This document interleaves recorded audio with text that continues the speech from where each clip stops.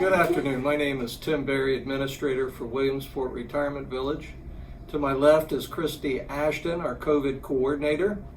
And to Kristi's left is Jeannie Hurley, our Director of Life Enrichment for the campus. Late this past February, we began to hear about a strange new virus. On March 3, I called our first COVID meeting. 2 days later, Governor Hogan announced the first COVID cases in Maryland. Today, nearly 42,000 Marylanders have been affected.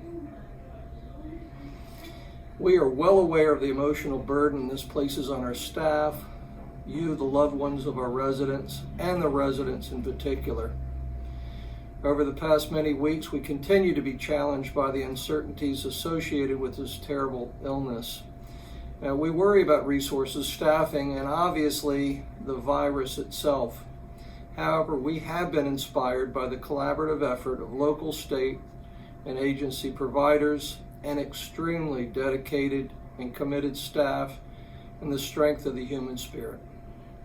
Guidance for our response and preparation for COVID-19 has and continues to be provided by the CDC, the Maryland Department of Health, Washington County Health Department, as well as other local and state agencies and resources. Our local providers, Meredith Medical Center, and our home office continue to play a vital role as well in the education and provision of resources.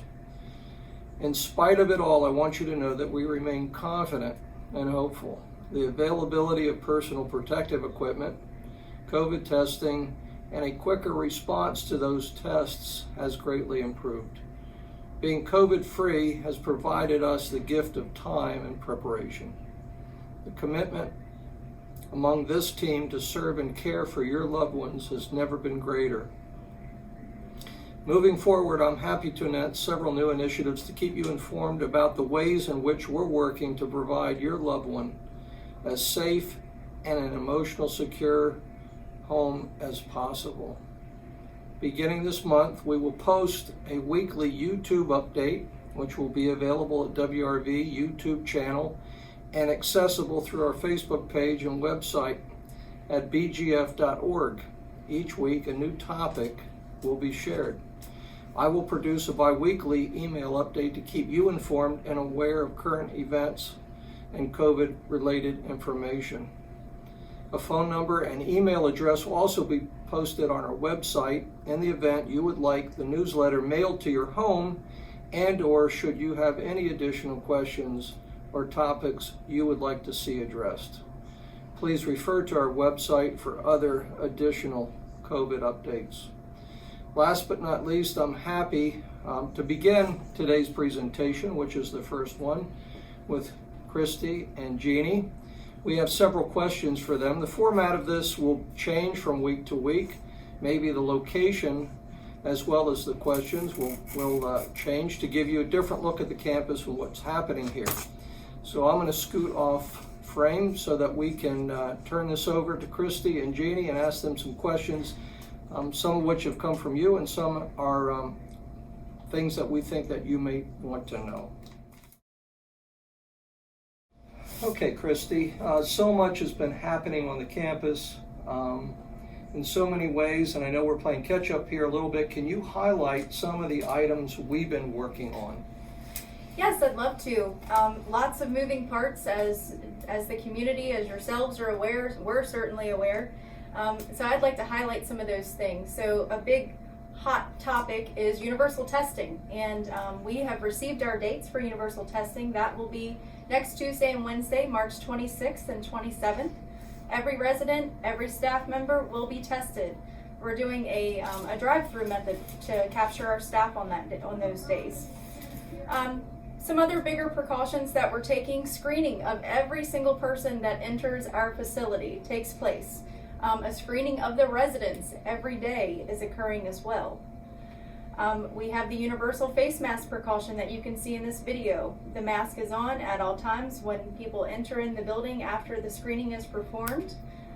So the universal face mask precaution.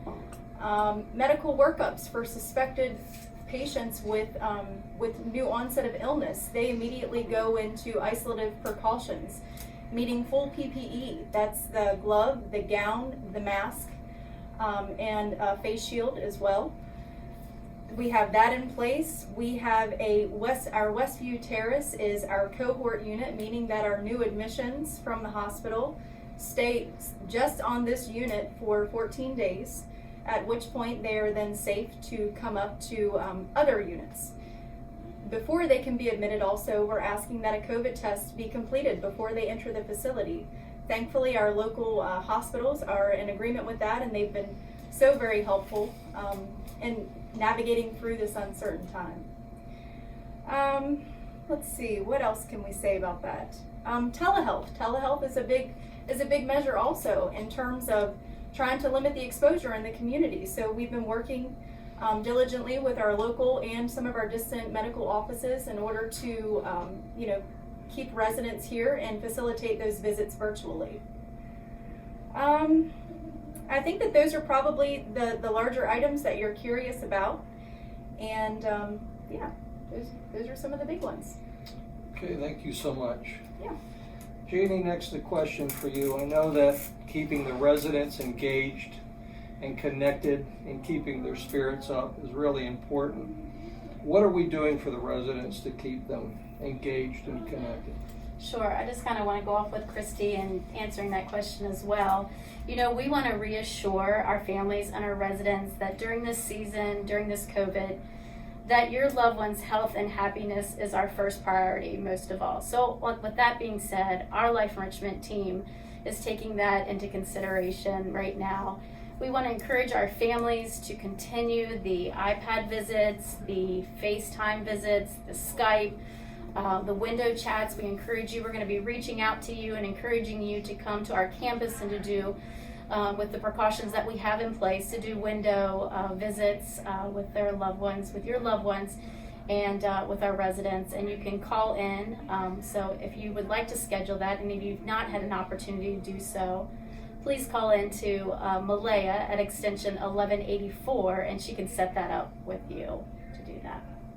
Thank you. Absolutely. Kristi, there's a lot of back and forth, if you will, about how long this is going to last.